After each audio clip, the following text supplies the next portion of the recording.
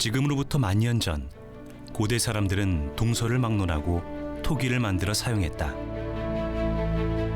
하지만 물을 흡수하고 쉽게 깨지는 한계에 부딪혀 보다 단단한 그릇이 필요했다.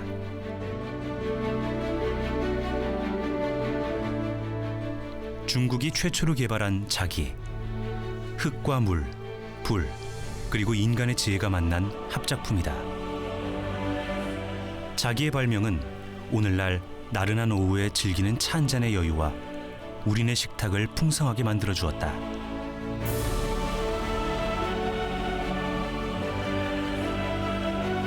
(17세기) 바닷길이 열려 중국 청화자기는 유럽에 전해졌다.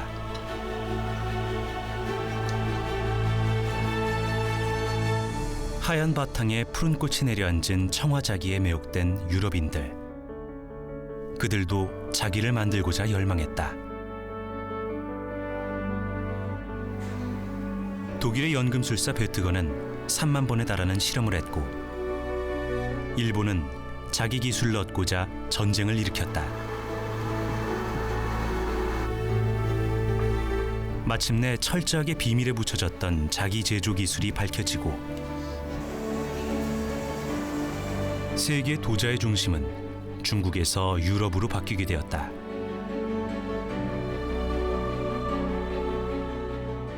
지난 400년의 시간 동안 동서양에는 과연 어떤 일들이 벌어졌던 것일까?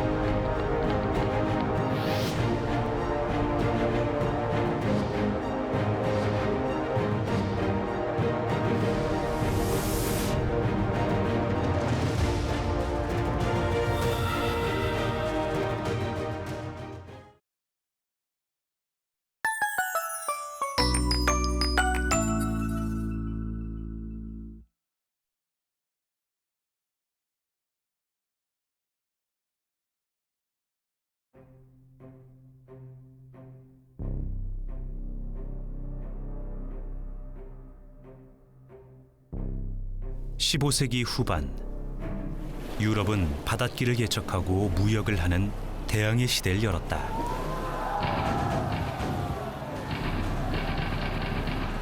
오랜 고립에서 벗어나 뒤늦게 세계사의 무대에 등장한 유럽.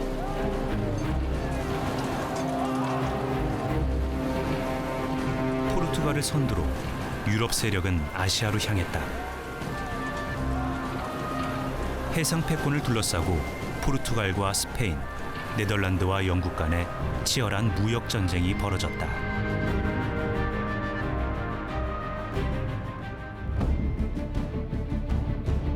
그 중심에는 이른바 블루 앤 화이트, 청화자기가 있었다. 청화자기는 유럽인들이 처음 보는 물건이었다. In 1602 and in 1604, the Dutch captured 2 Portuguese ships filled with Chinese porcelain. These were sold in auction, and it started a whole fad for Chinese blue and white. There was a huge market in Europe for Chinese blue and white. 중국 황실에서만 쓰던 귀한 청화자기가 경매에 붙여지자 유럽 왕실과 귀족들은 첫눈에 반했다. It became very popular very quickly, which is that it was very beautiful, of course, it was very exotic, and it was of high quality, and also the Europeans knew that porcelain, a lot of porcelain was especially for the imperial family, so it had status. So rich merchants and noble families in Europe were actually quite enthusiastic to buy this porcelain for themselves as well. 흰 바탕에 코발트 블루를 장식한 중국 청화자기.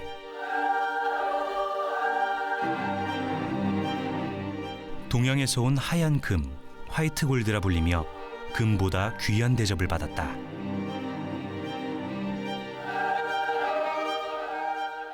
when you have a huge porcelain collection, it is like having a lot of gold and a lot of very good portraits and very good paintings. So it's kind of belonged to your status as a high-placed person to have a Chinese porcelain at your home. 청화자기의 등장은 중국 것이라면 뭐든지 좋다는 중국 열풍, 신우아즈리를 몰고 왔다.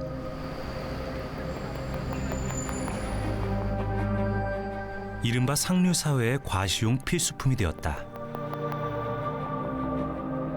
1600년 영국은 아시아와의 무역을 위해 유럽에서 가장 먼저 동인도 회사를 설립했다. From about 1600, they were being shipped direct on British ships. And they transformed the way that we dine in England. They transformed interiors. You have to imagine a world, if you like, without blue and white, where the tables were laid with green, lead-glazed earthenwares, and people were drinking from pewter tankards. And then suddenly, this clean, bright, colourful material arrives, and the whole world changes.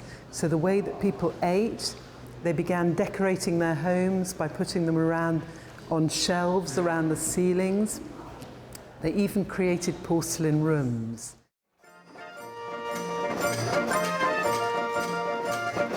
자기 무역의 가능성을 확인한 네덜란드도 델프트, 암스테르담 등 6개 도시 상인들이 모여 현대 주식회사의 모델이 되는 네덜란드 동인도 회사를 세웠다.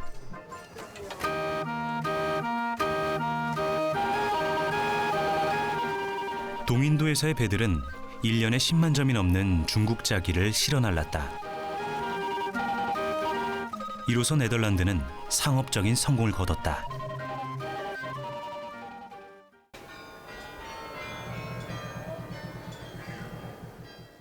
The Dutch people went to China to buy the Chinese specialty, like the cinnamon and the pepper. They saw the Chinese porcelain and they liked it very much. It was the golden ages, we were very rich, so we imported a lot of Chinese porcelain. 아시아와 교역으로 막대한 부를 축적한 네덜란드. 당시 회화에도 영향을 미쳤다.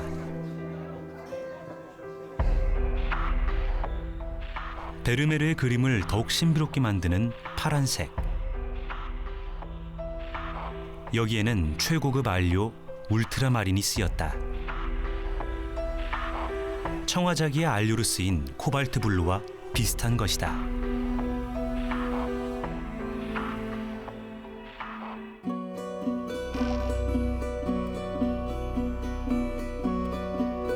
도자기의 고향 중국의 징더전. 남쪽 송나라 경덕왕 무렵 진을 설치해 경덕진이라 불리게 되었다. 이곳에는 예로부터 양질의 도자기가 생산되는 곳이다. 징더전에서는 주말마다 도자기 시장이 열린다. 세계 각지에서 찾아오는 구매자들로 문전성시를 이룬다. 이곳의 도자 거래는 1000년 넘게 지속되고 있다.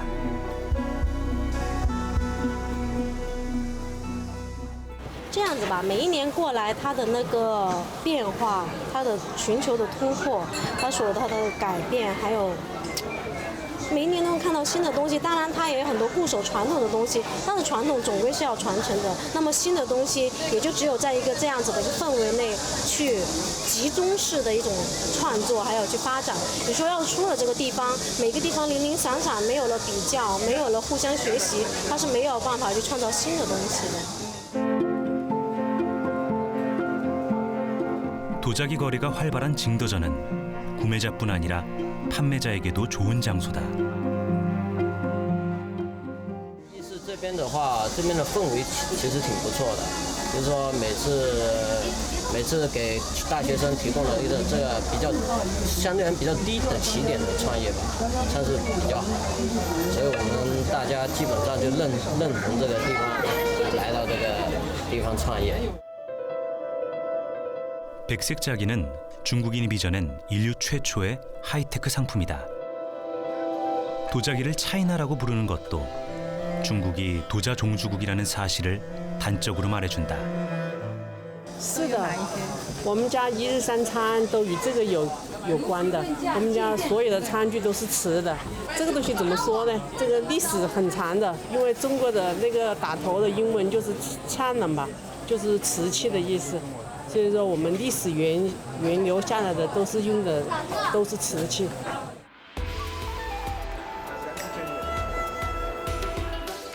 중국인들은 스스로 도자기를 사랑하고 자랑하고 또 사용한다.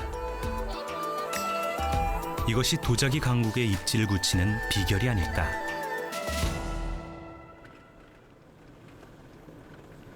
좋은 재료가 나는 곳에 명품이 난다. 중국 장시성 고령마을. 이곳에는 일찍이 중국인만 알고 있었던 신비한 흙이 있었다. 자기의 재료가 되는 고령토. 영어의 카올린도 고령토에서 비롯되었다.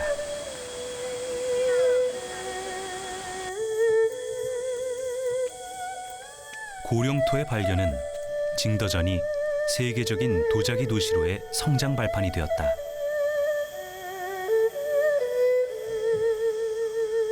고령토는 흙이라 부르지만 땅속의 암석으로 존재해 돌덩어리를 캐내야 한다. 이곳의 고령토는 어토라 하여 황실 외에는 사용할 수 없었다.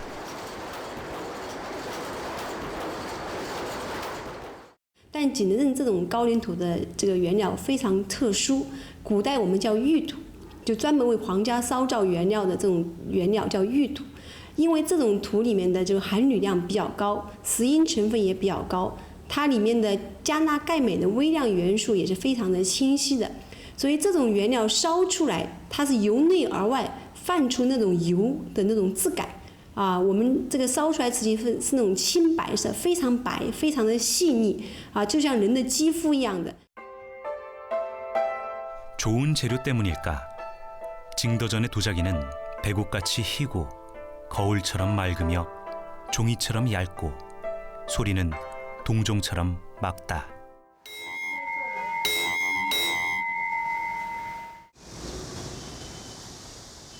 징더전에서는 도자기 전담 기구를 설립해 500년간 황실 전용 자기를 만들었다. 도자기 관리관이었던 당영은 도자 제작 모습을 도야 도설에 남겼다. 자기를 발명한 도자 종주국답게 일찍부터 생산 공정이 체계화, 분업화되었다.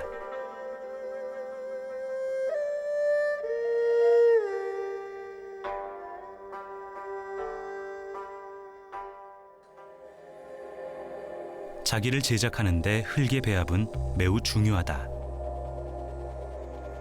자기를 만드는 데 필요한 성분은 석영과 점토, 장석 세 가지다. 유리질인 석영은 자기의 뼈대, 점토는 살, 장석은 이 둘의 접착제 역할을 해준다.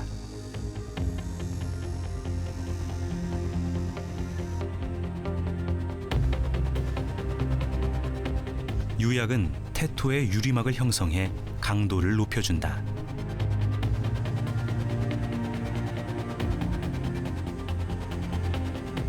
이슬람 세계에서 온 푸른색 안료는 도자기를 획기적으로 변화시켰다. 가마에 구울 때 높은 온도에서도 그 색을 유지해 아름다움을 더해준다.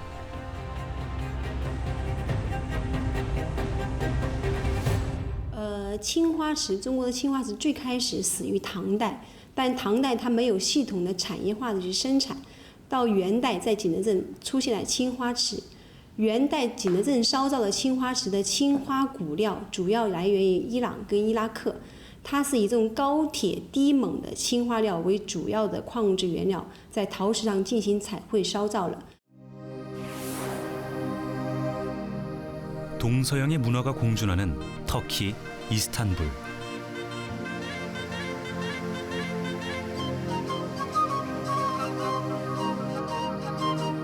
술탄 마흐메트 2세의 거처였던 톱카프 궁전은 만 점이 넘는 중국 도자기를 보유하고 있다. 원나라 때 이슬람 소비자들은 코발트 안료를 중국에 전하고 그들의 취향에 맞게 청화자기 제작을 주문했다.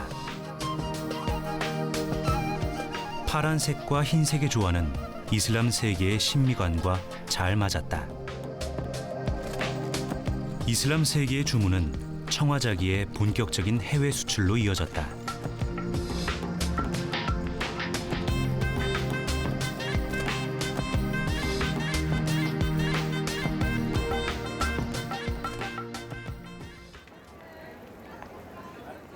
청화자기를 수입해 막대한 부를 축적한 네덜란드는 자기를 개발하는 것이 곧 황금알을 낳는 산업이라 여겼다. None of it we know in our dining culture or in our houses in the Netherlands. So we think this is a beautiful product they make in Asia, becomes extremely popular, but it's expensive. And that's where the Dutch potters see a new opportunity. They think, what if we can improve our earthenwares, make them look like Chinese porcelain? 네덜란드 델프트에서는 청화자기를 모방해 유럽 최초의 도기 델프트 블루를 만들었다. 하지만 흙의 한계에 부딪혔다. You need the porcelain clay, the kaolin, but we don't have that in the Netherlands. We don't find it in Europe until the 18th century. So up to then, it's an optical illusion, and we do it by making a clay covered with a white tin glaze. It's not as high-fired as porcelain, so it's not as good quality, but it has the same appearance. And we refer to it in the Netherlands, and so do the potters, as Delft porcelain. So we pretend it's Chinese porcelain.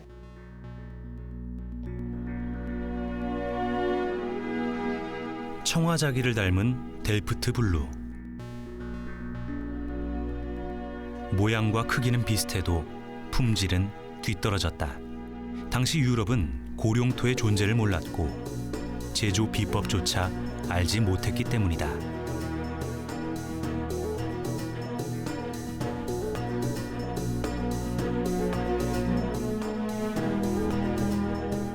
품질은 떨어졌지만 청화자기를 살 수 없는 사람들에게는 훌륭한 대용품이 되었다.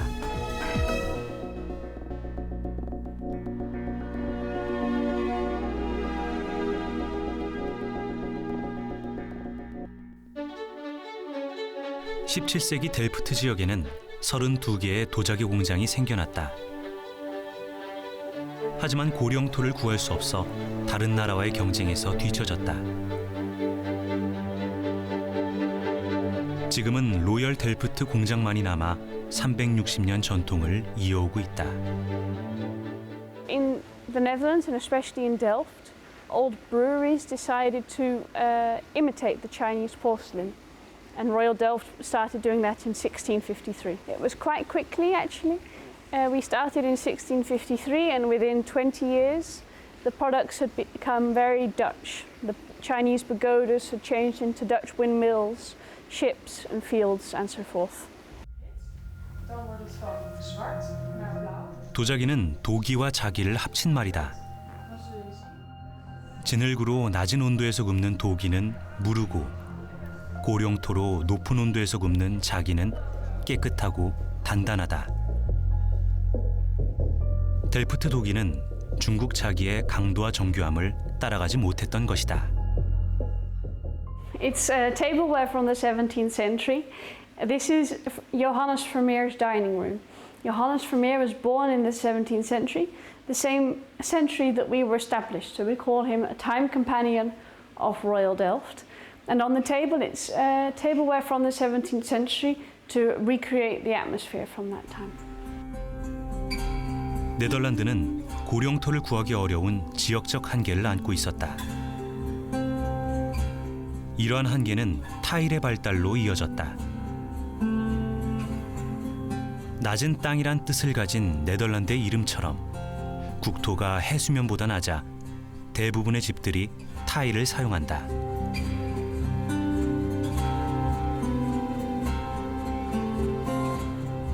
동서양의 자기 교역은 2, 3년이 걸리는 고난의 항해였다.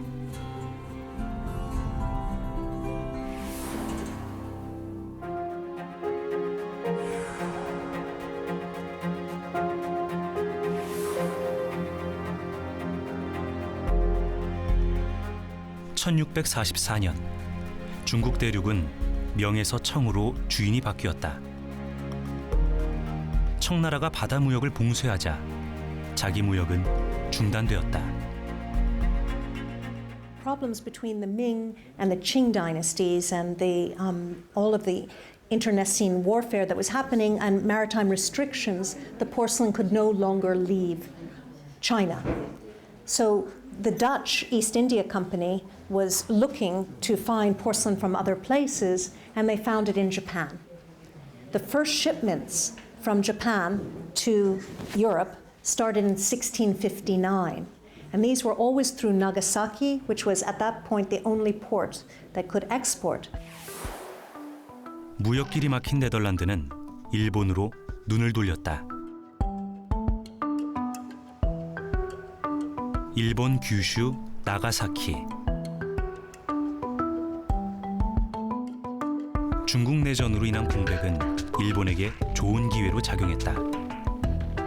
기독교 포교를 금지하고 상업적 무역만 허락한 인공섬 대지마. 이곳은 당시 해외 무역의 창구 역할을 했다.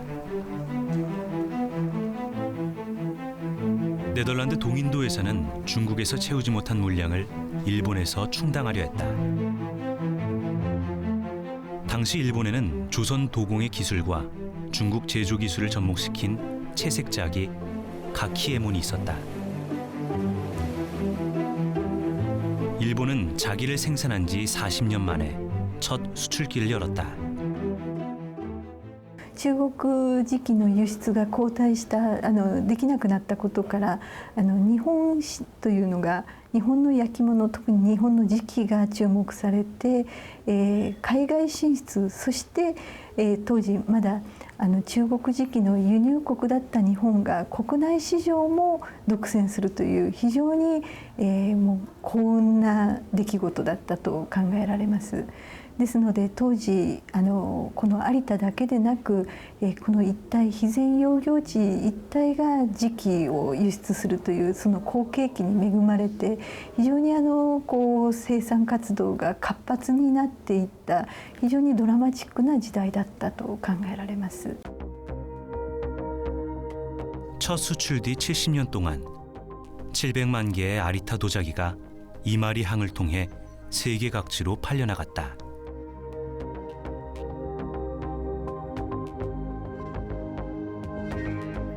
아리타에서 생산된 도자기는 이마리 항을 통해 수출되었기 때문에 이마리 도자기라고도 한다.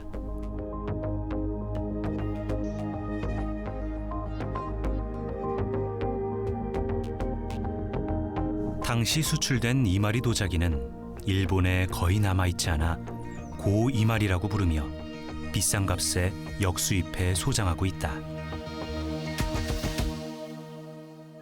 当時酒の中期が記録ではですね10個で8テールという価格で1659年の記録に残っています。でテールというのは銀の重さ銀の含有量の価格になるんですがそれから換算すると、1点あたりその中期について言えば数万円ぐらいの値段で取引されていたと考えられますので非常に当時としては高価な輸出品だったと考えられます。 독일 남부의 고도 드레스덴, 작센 왕국의 주도였다.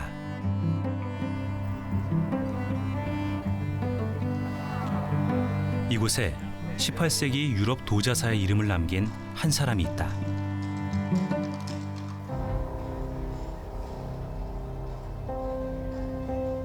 바로 작센의 군주 아우구스트 2세다. 유럽 내에서 가장 많은 동양 도자기를 보유한 츠빙거 궁전. 아우구스트 2세는 동양 도자기의 열렬한 수집광이었다.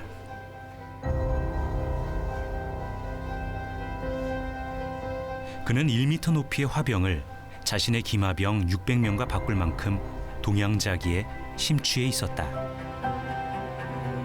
당시 중국과 일본 자기를 소유한다는 것은 부와 권력의 상징이었다. 그가 수집한 도자기는 3만 5천여 점.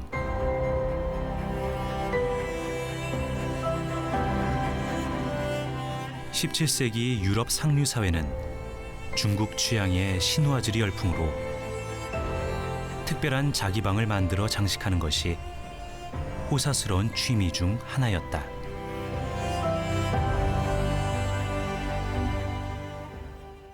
Und diese Konstellation geht auf die Sammelleidenschaft und das Mäzenatentum Augusts des Starken schon zurück im 18. Jahrhundert. August der Starke hat in nur 30 Jahren die größte Sammlung chinesischen und japanischen Porzellans in Europa hier in Dresden zusammengetragen.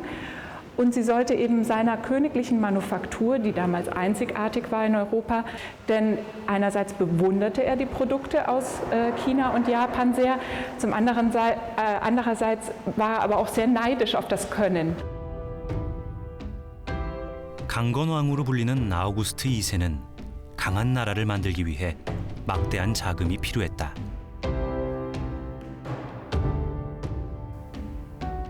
그는 연금술사 베트거를 알브레이츠 성에 가두고 황금을 만들도록 명령했다.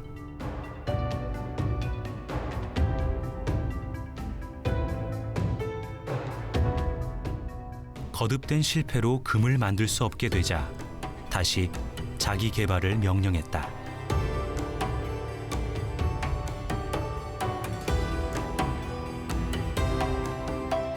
당시 동양의 자기는 화이트 골드라 불릴 만큼 황금과 맞먹는 가치를 지니고 있었기 때문이다. Da ist zum ersten natürlich der Wunsch des sächsischen Kurfürsten und Königs von Polen gewesen, hier in Europa, in Deutschland, in Sachsen Porzellan herzustellen. Der Wunsch kam erstmal daraus, dass man natürlich die teuren Importe aus Fernost einsparen konnte und dass man selbst als Produzent von Porzellan in gewissermaßen für Europa vielleicht sogar das Monopol an sich ziehen könnte. Die Schwierigkeit dabei war die Frage, aus welchem Stoff, aus was für Materialien, Zutaten ist Porzellan eigentlich geschaffen, zusammengesetzt. Und das Ganze musste natürlich chemisch analysiert werden. 난공불락의 요새처럼 높기만 했던 자기 개발의 벽. 3만 번 이상의 실험과 연구 끝에 1709년 고령터의 성분과 점토를 발견해냈다. 이는 유럽 자기 개발의 신호탄이 되었다.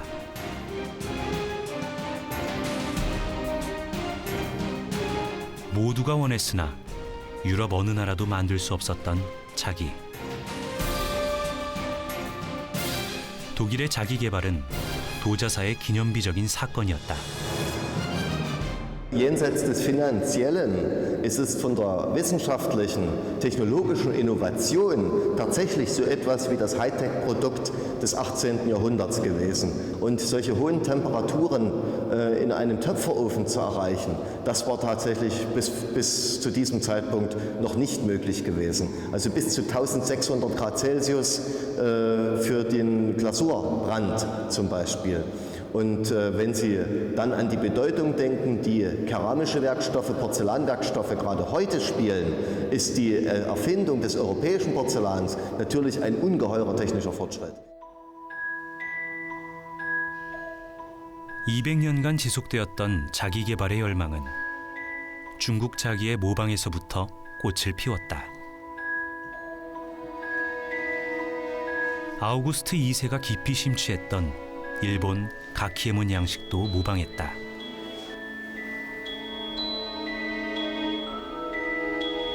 중국의 용 문양을 일본식으로 채색하여 마이센의 대표 용 디자인을 만들어냈다.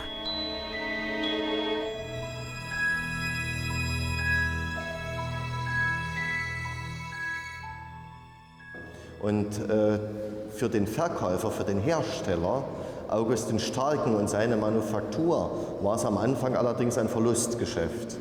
Das heißt, man hat viel mehr Geld investieren müssen in die wissenschaftliche Forschung und in den Aufbau des Betriebes, in den Bau von Brennöfen, dass die Investitionskosten erst in den 1730er Jahren schrittweise wieder eingespielt worden sind. Das heißt also, man kann sagen, erst nach dem Tode August des Starken hat die Manufaktur tatsächlich Gewinne, Profite erwirtschaftet.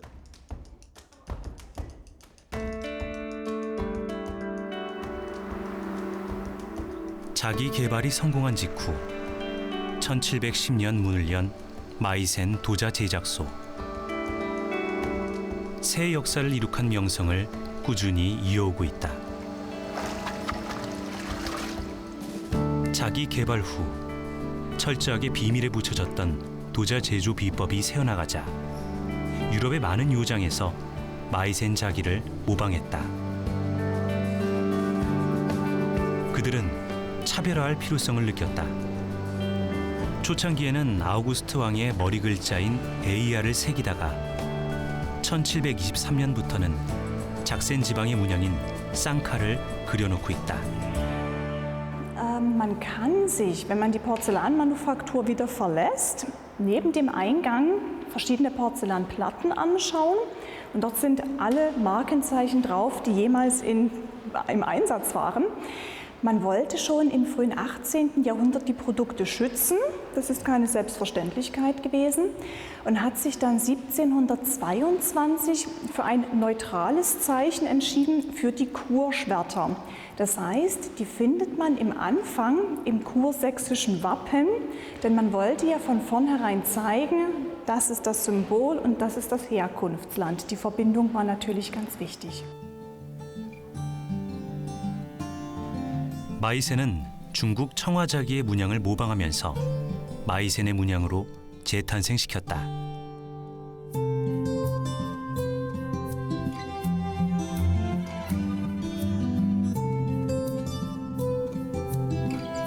그것은 마이센 스타일의 청화자기, 쯔비벨 무스터다. Hier sieht man einen bereits fertig gemalten Teller, der schon mal nur zur Hälfte glasiert worden ist.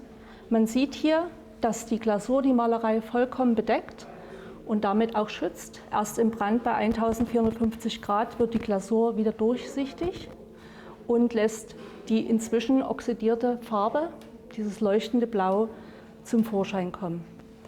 Außerdem wird in diesem Brand der Gegenstand noch mal um 16% schrumpfen. Das Geschirr verdichtet sich, es wird komprimiert und damit hat man dann eine Endgröße. 쯔비벨 무스터는 독일어로 양파 문양을 뜻한다. 석류꽃을 양파로 오인해 그림을 그려 붙여진 이름이다. 쯔비벨 무스터는 그릇 하나에 20-30만 원을 호가하지만 여전히 전 세계 주부들에게 사랑받는 클래식 중의 클래식이다.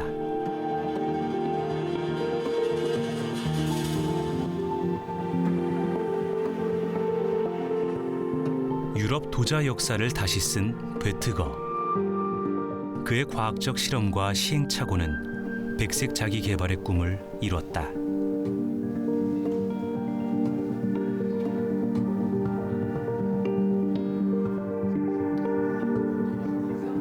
비록 마이센의 출발은 모방에서부터 시작했지만 끊임없는 디자인 개발과 현대화를 추진하면서 진화, 발전해 가고 있다.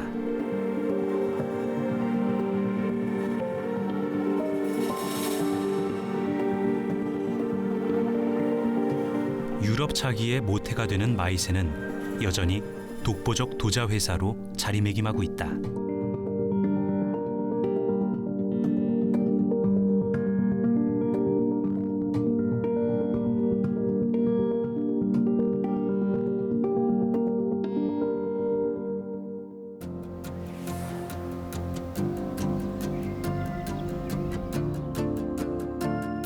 프랑스 베르사유 궁전. 마이센의 자기 개발은 다른 나라들로 하여금 직접 만들어 보려는 욕망을 불러일으켰다. 태양왕 루이 14세 역시 청화자기 애호가였다.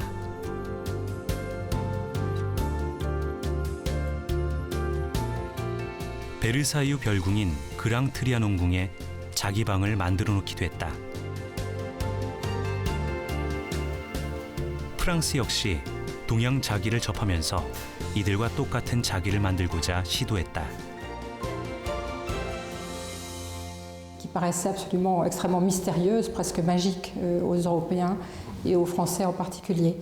Et on connaît plusieurs expériences en France, à la fin sous le règne de Louis XIV déjà, d'imitation de la porcelaine, notamment à Rouen. Et puis après la mort de Louis XIV, il y a d'autres expériences qui se déroulent à Saint-Cloud, à Chantilly, à Mency, et puis enfin à Vincennes. Donc les expériences se multiplient et généralement sont le fait de faïenciers. Des faïenciers qui essayent de découvrir le secret de fabrication de la porcelaine. 세브르 자료실. 이곳에는 프랑스가 자기 제조 비밀을 알아내기 위해 징더전에 파견한 선교사의 서신이 보관되어 있다. En fait, ce sont des lettres du père d'Entrecolle que nous avons dans nos collections. Elles sont rentrées au XIXe siècle dans nos collections et ce sont en fait des transcriptions des lettres du XVIIIe siècle que le père d'Entrecolle avait fournies pour décrire en fait la mission qu'il avait menée à cette époque-là et en Chine. Et donc ça parle en fait de la fabrication de la porcelaine de Chine au XVIIe siècle. 당트르콜 신부는 두 번에 걸쳐 중국 제조 기술을 알렸지만 고령토를 구할 순 없었다. 자기의 환상을 갖고 있던 프랑스는 똑같은 중국 자기를 만들려고 노력했다.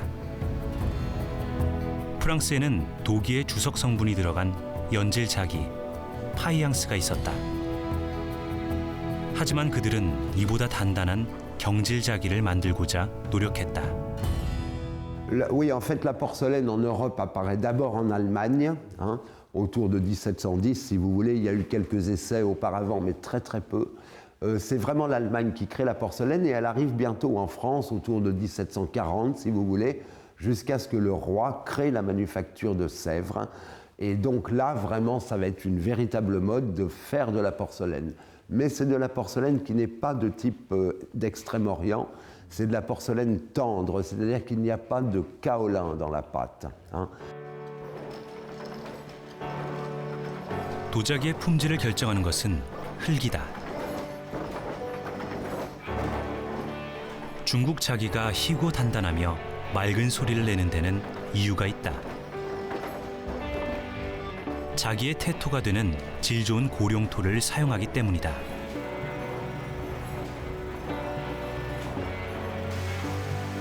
고령토는 철분의 함량이 적어 흰색을 띈다. 흙에 물을 넣어 형태를 만들면 그대로 유지되고 이를 건조하면 단단해지는 성질이 있어 자기 제작에 적합하다.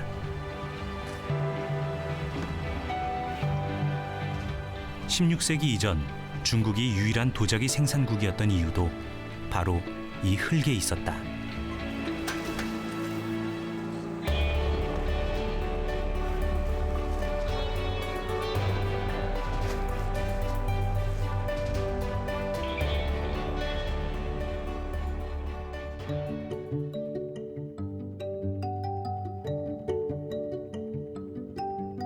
프랑스가 자기 개발에 힘을 얻게 된 것은 1765년 리모주 지역의 고령토를 발견하면서부터다. 황금알을 낳는 자기 개발에 프랑스 역시 세브르 도자 제작소를 열어 수익을 얻고자 했다.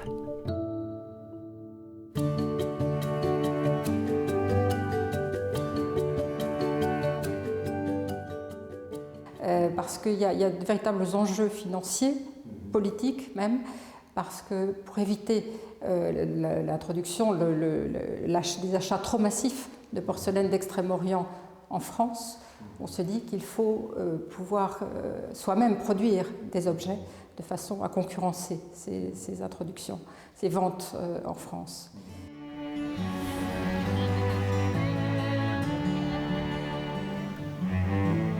덴마크 코펜하겐. 파란 바닷빛을 닮은 덴마크의 대표 도자기가 있다. 수도 이름을 그대로 사용한 로얄 코펜하겐이다. 로얄 코펜하겐은 1775년 덴마크 왕실의 전폭적인 후원 아래 왕립 공인 도자기 공장으로 출범하였다. 독일 마이센보다 65년이나 늦은 출발이다. 로얄 코펜하겐의 대표작이자 최초의 디너웨어 라인인 블루 플루티드.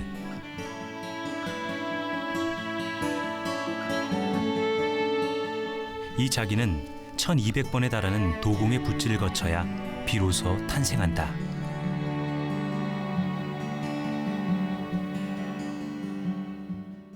We are painting it freehand, and we have done that all the time for 200 and I think it's 42 years now. It's the same way we have done it all the years. 블루 플루티드는 중국 청화자기와 마이센 자기에서 영감을 얻어 새롭게 창조되었다. Yeah, blue, in fact, is the best color to fire. So it has to do with the fire temperature. To make it's actually the only color that can have 1400 degrees of temperature. So the combination of blue and white, so kaolin porcelain we're using, makes it that perfect and make it that's why we chose blue.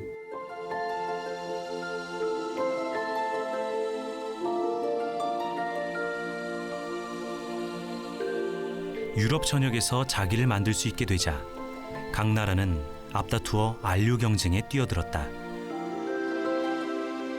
고온에서도 표현되는 다양한 색상 개발은 곧 그 나라의 힘이 된다.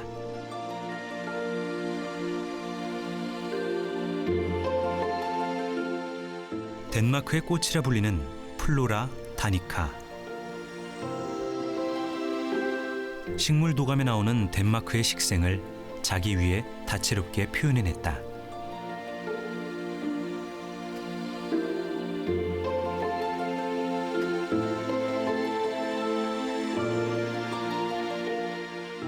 This is Flora Danica Encyclopedia, which is an encyclopedia made over the Danish wild and the Danish plant life, flowers and plants. Begun in the 1700s. It was produced over 122 years, where they gathered all the different plant life in the Danish kingdom. This is a basis for the Flora Danica dinnerware today, and the painting that is put on the plates and the cups and all the dinnerware. 크리스티안 보르 궁전. 이곳에는 플로라 다니카 최초의 식기를 보관, 전시하고 있다. 덴마크 왕이 러시아 여왕을 위해 주문해서 12년간 제작했지만 그녀가 죽자 미완성으로 끝이 났다.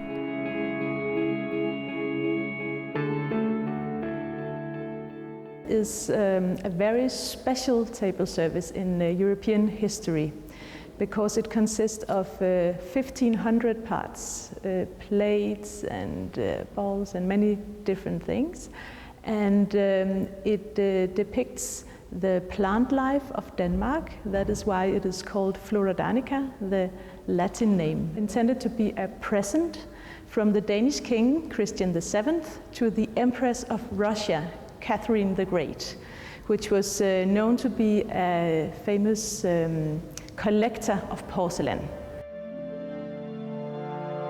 초창기 모든 유럽 자기가 그렇듯 모방으로 시작해 새로운 창조로 이어간 로얄 코펜하겐. 비록 65년이나 늦은 후발주자지만 명실상부한 유럽 4대 명문 브랜드로 입지를 굳히고 있다.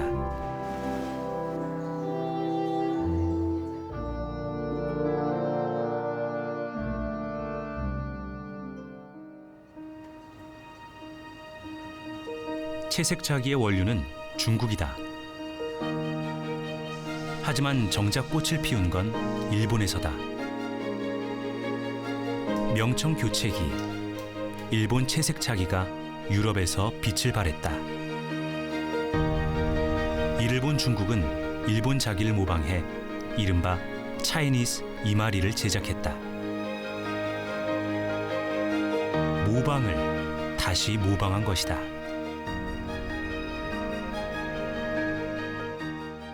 Was that the Japanese styles, because they were individually made, were each a little bit different. In fact, that's always kind of liked. You have a little bit of eccentricity or a little bit of individuality. In China, it was very standardized. It's easier if you make it in a factory-style production that was made in China, for example, in Jingdezhen, in the large factories. It was very much factory production, and they would work on an assembly line with many people working, making the bodies and doing the painting. So what happens is you get a standardized product, not that individual inspirational works, but the price is much lower.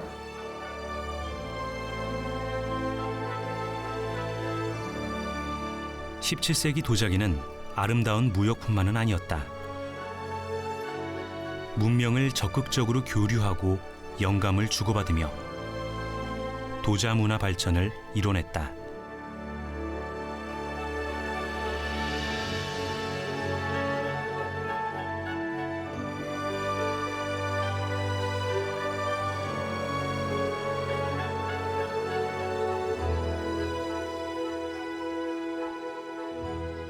네덜란드 델프트 블루 제품 가운데 가장 유명한 피라미드식 튤립 꼬지. 이 튤립 꼬지는 중국의 불탑과 청화자기의 모티브를 얻어 제작되었다. 모방 속에서 창조의 싹이 움터 한 나라의 대표 상품을 만들어냈다.